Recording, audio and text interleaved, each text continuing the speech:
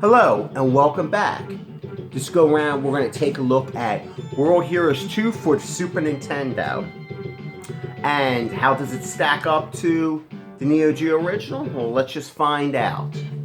Now, I had the original World Heroes for the Super Nintendo, which was not a bad port of the Neo Geo original.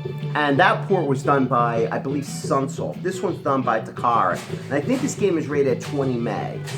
And it's not a bad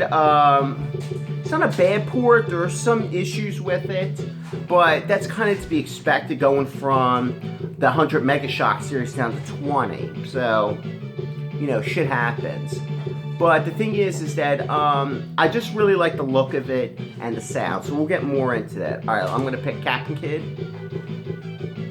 They retained, the normal game and here it's called survival, but it's deathmatch mode.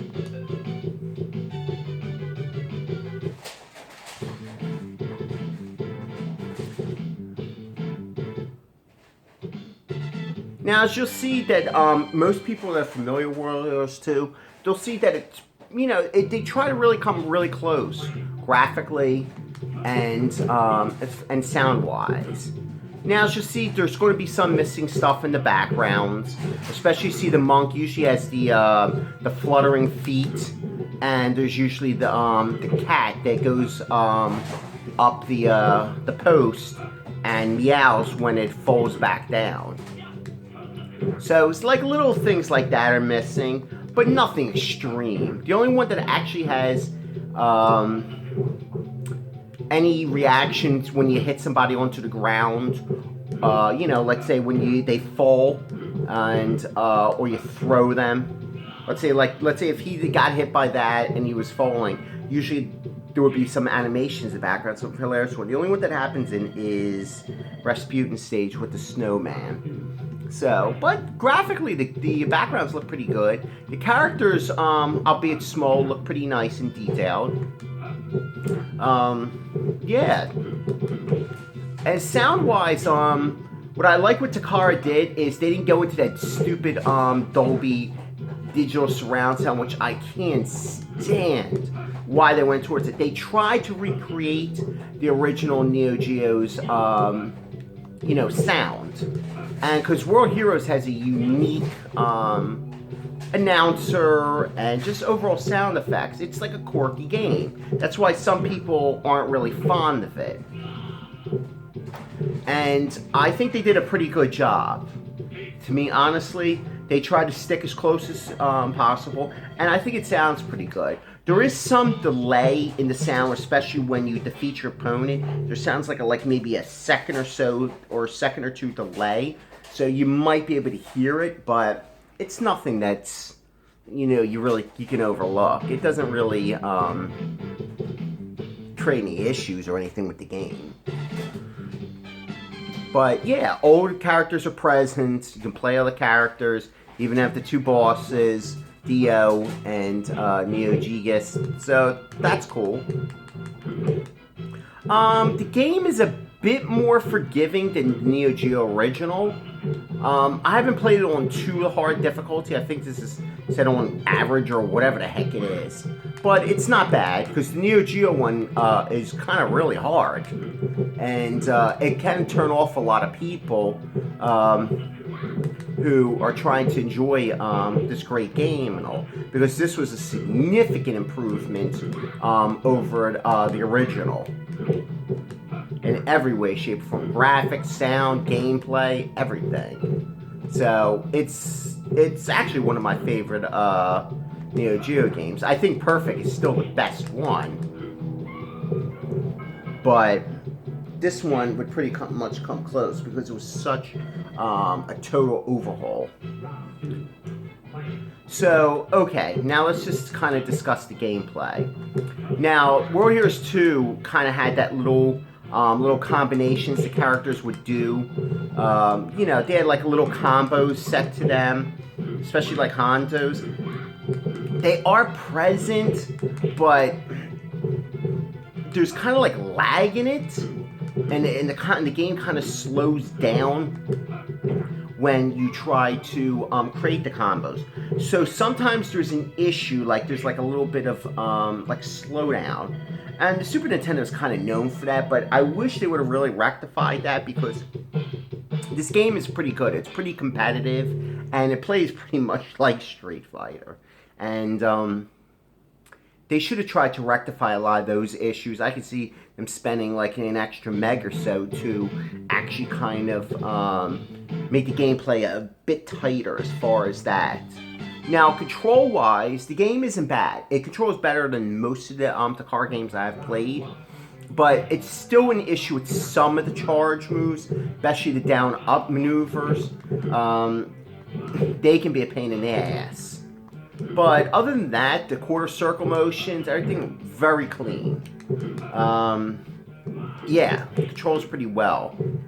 But there is the one thing that I have to notice. I don't know if you can see on screen. There is lag in the moves, especially when you're close to the character and you're getting a couple hits on. You can kind of see it. It's not as fluid. Maybe it's due to the Super Nintendo, or maybe it's due to the reduced animations in order to, you know, fit the game onto that card. So it's kind of hard to say. You know, but you feel kind of like a delay. So it does kind of hamper gameplay in that sense. You can try to get combos off, but it's easier to do as a cross-up rather than, you know, come in directly. Street Fighter, you know, the combos were easy. Here, you got to kind of cross them up in order to, you know, create a decent combo. That's the way I feel. Now, as you see here, it's a pretty nice background. A lot of missing stuff, because like when the two guys in the background, the hustlers, are usually in the back. If somebody hits the ground really hard, they'll slap 5. So, or slap 10 actually. But yeah, there's some cool stuff that's missing, but it's not bad overall. Still looks pretty good. But yeah, the gameplay does suffer. That I'll have to admit. It just feels slower and lags a bit. I mean, I can kind of get over it, but if you're trying to play this game competitively, it could be an issue, because it's timing. And if you have slowdown when you're trying to perform combinations, you know, it could be an issue. So there's really not much more to say about the game. I always had a curiosity about this game, because by the time that this came out, I just wasn't really interested in the Super Nintendo. I think I'd gotten rid of the Super Nintendo at this point. So I didn't really, you know, consider looking into it. But it always looked really interesting, because I thought graphically the game looked great. You know, like I thought World Heroes, the first one by Sunsoft, was a pretty good translation. In all honesty, I thought it was pretty good. I mean, the game itself, World Heroes, was quirky and had a lot of issues. But like I said, it's still a pretty good, you know, translation. And I think the backgrounds are really nice, and they do represent the Neo Geo pretty faithfully. You know, there's stuff, like I said, missing, but you gotta get over that. The only thing is just the gameplay issues. That's the thing that kind of turns me off a bit about the game. But other than that, you know, the look and sound is pretty decent. Now, some people might be saying, well, do you recommend the game? It depends. Can you look past some of the lag that you have and the slowdown, you know, in the game? That's the thing you have to kind of think about. Plus, are you a hardcore fighting game collector for the 16-bit systems?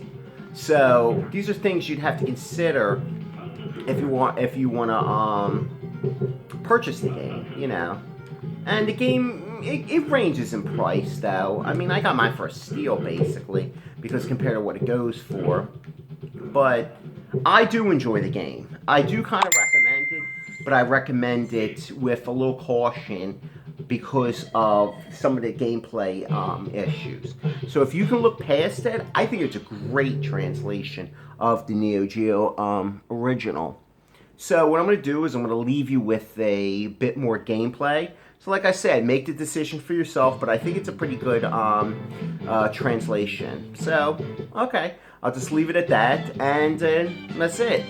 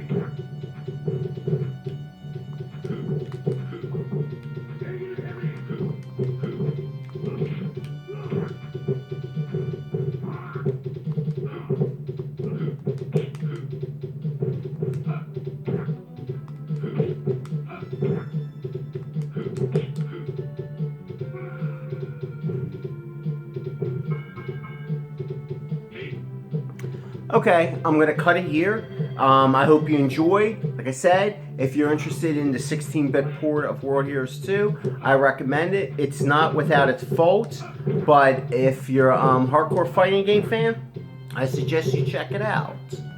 Alright, enjoy.